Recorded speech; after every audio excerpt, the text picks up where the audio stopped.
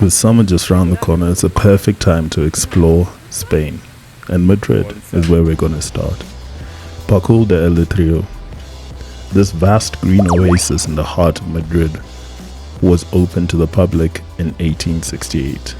Before that, it wasn't open to everyone, but rather just to the monarchy.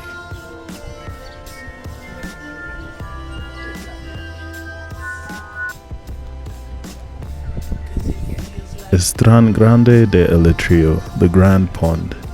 Could you imagine that this Grand Pond was built in the 1630s and was once the setting for elaborate water shows and mock naval battles staged for King Philip VI and his court. They even had a shipyard in Eleuterio to build the boats. Puerta de Alcácer, the triumphal arch with a history. This iconic neoclassical monument was once one of the 5 ancient gates to the city of Madrid, forming part of the walls.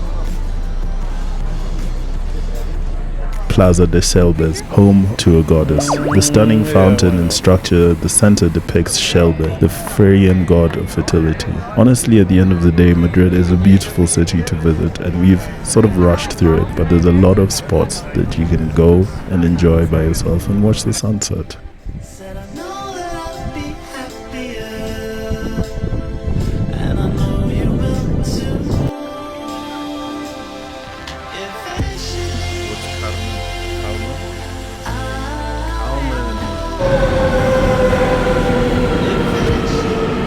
Next, we boarded a train and headed off towards Cordoba.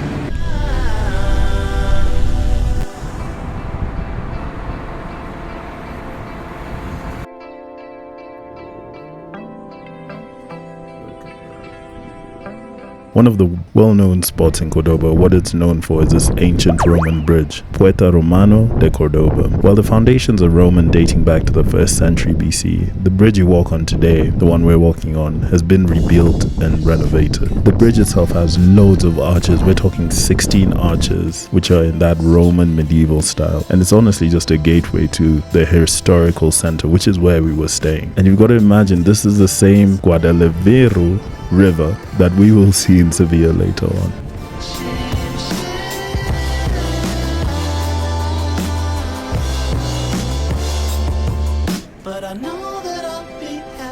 Here we're in the Plaza de la Cordera. This large rectangular arcaded plaza is a unique Andalusian plaza major style. This history is incredibly varied, from being a site of bullfights to inquisitions and trials and public addresses. It's a beautiful place to visit.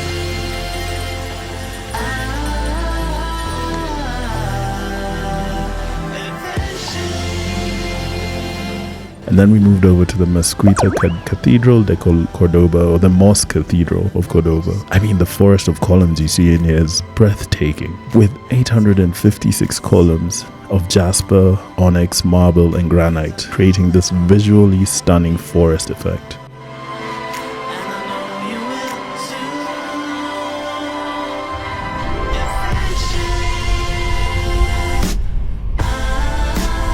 Next, we found ourselves in Granada. Do you know that Granada in general offers free tapas tradition? Meaning that when you sit down for a drink in a bar in Granada, they give you a small little bit of food with it.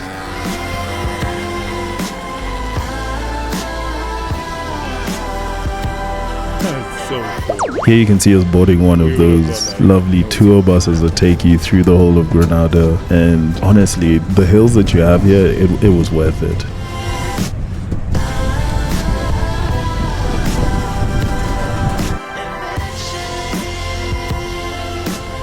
Here we go with some free tapas. We got churros.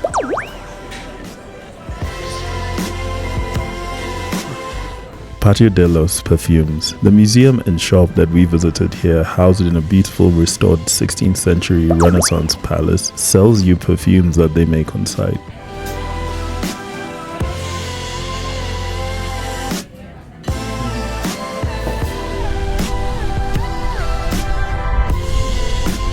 Our next stop is actually heading towards Sevilla, which for me was one of my, or probably the best destination or my favorite destination. Do you prefer apartments, Gives you a little bit more space than a hotel room. Like this place has a living room, dining room space. And then each room has a balcony. A beautiful view going out. We were staying in Old Town, Casco Antiguo, and you've got to imagine that this is one of the largest old towns in Europe. In that sense, like the oldest walkable area that you can find in a town in Europe. I mean, it's a labyrinth of narrow, winding streets, charming squares, and historic buildings. Bathrooms, bathroom with old marble there.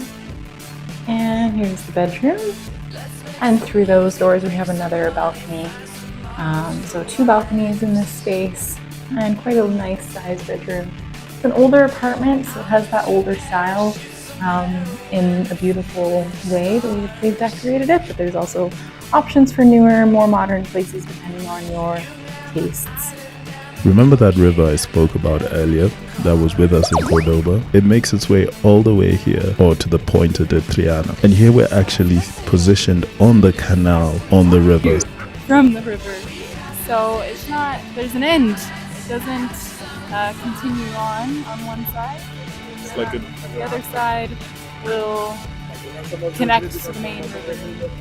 And you see, right here we're on top of Spain's oldest iron bridge, the Puente de Triana, officially named Puerta de Isabela II. It was completed in 1852 and is the oldest preserved iron bridge in Spain, hence it being declared a National Historic Monument. Standing here on the Puente de Triana, which is a bridge named after one of the princesses of this area, I think. And it's a beautiful place to come from sunset, just because you have the boats passing under the bridge, as well as a beautiful sunset in the background. You see overlooking one of the highest buildings, as well as the House of Parliament. Also, there's a restaurant down there. And also there's a restaurant down there. But it's a beautiful place for sunset, beautiful colors. A lovely place to be at the end of the day. So here we are in the beautiful streets of Sevilla, or Seville. I'm not actually sure because they seem to switch back and forth. But as you can see, it's a beautiful area with all sorts of balconies and colors and shops, lots of tourist shops. But don't be alarmed if it's a lot more crowded than this, because it's very crowded in Sevilla, at least as we've found. So this is pretty abnormal for the streets here. But it's such a beautiful place to walk around, and you can get tapas, use Euronet ATMs, because they charge you a lot extra. Here we are at the Setas de Sevilla, Mushrooms of Seville. Officially named Metropole Parasol, this striking modern architectural piece completed in 2011 is claimed to be one of the largest wood structures in the world. And you can actually take a lift to the top and walk on it. Apparently it's really good at sunset as well, which is good. And right now there's what looks like a little music performance is gonna happen. So and where we are on right here is actual Roman ruins. During the initial construction, significant Roman and Moorish ruins were discovered beneath the site, which have been preserved and now visible when you go into the Antiquarian Museum located in the basement of the structure.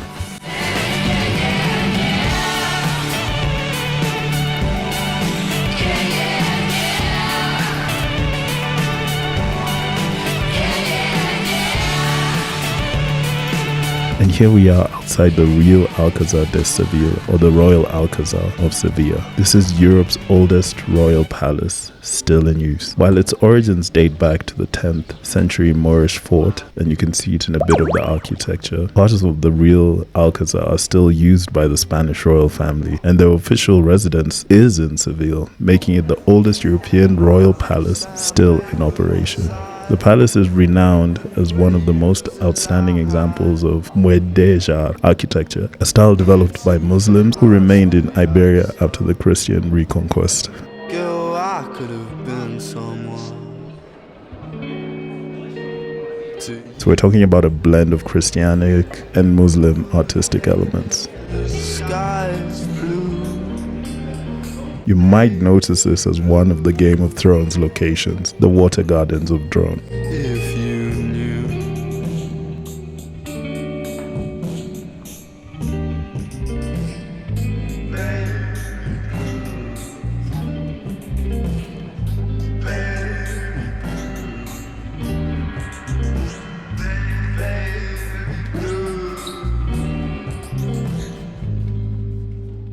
Edging closer,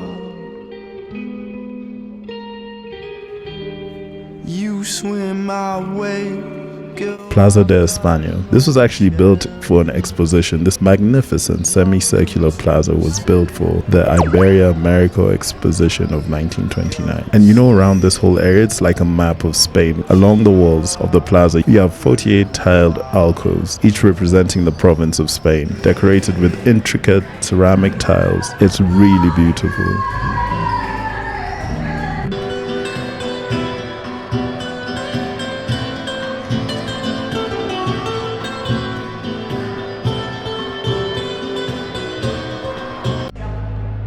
But if only. Once again, you can see the Moorish influence in the architecture style, which is throughout the whole region of Andalusia. Venice of Sevilla, there's a 515-meter long canal running through the whole plaza perimeter, crossing around 4 bridges representing the ancient kingdoms of Spain. It won't be the last, baby. You are my baby. So, as you walk through Spain streets, first of all, they're not usually this quiet, as Saskia said earlier. Secondly, I don't know, maybe they do get this hot at 40 odd degrees, so if you enjoy a nice summer holiday, it's the place to be.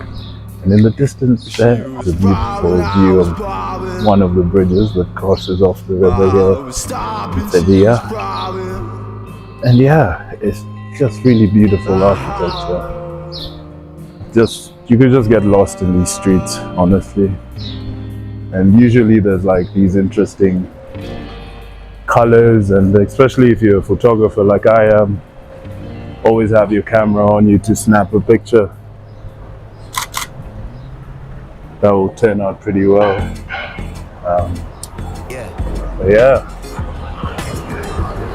definitely would recommend Sevilla and busy destinations we've been on, but it's definitely worth a visit. Being our last stop on the way to Portugal as well, it's just good to get our last taste of Spanish culture before we leave. You can come and get a beer, something, anything you want. There's restaurants lined on either side. As vegans and vegetarians, there's lots of options for anyone with dietary restrictions. We've seen gluten-free, we've seen all sorts of options. So I hope you enjoyed this video, and I'm just going to leave you with a sunset over the beautiful Guadalquivir River and the Puente de Triana. Like, share, and subscribe if you'd like to see more content like this. And yeah, enjoy.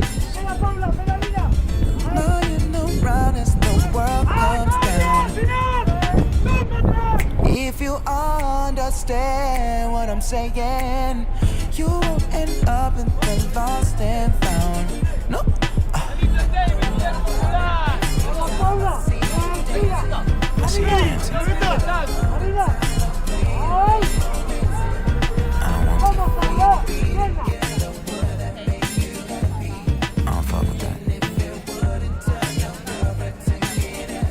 So here we are in the capital of Andalusia. This city is called Sevilla, or Seville. And here we're just watching the sunset at the Puente de Triana, the bridge, which we'll explain a little bit more in another video. Just watching the sunset, watching the ducks go by over here, and admiring the view. So far, we've really enjoyed this city. It's just got beautiful streets everywhere you go, and so many attractions to see. There's water park and an amusement park and a huge mall and an archaeological museum and a cathedral and an Alcazar, and just so many beautiful things to see that you'll see throughout this video. Yeah, we really loved it here and honestly wish we could spend a bit more time.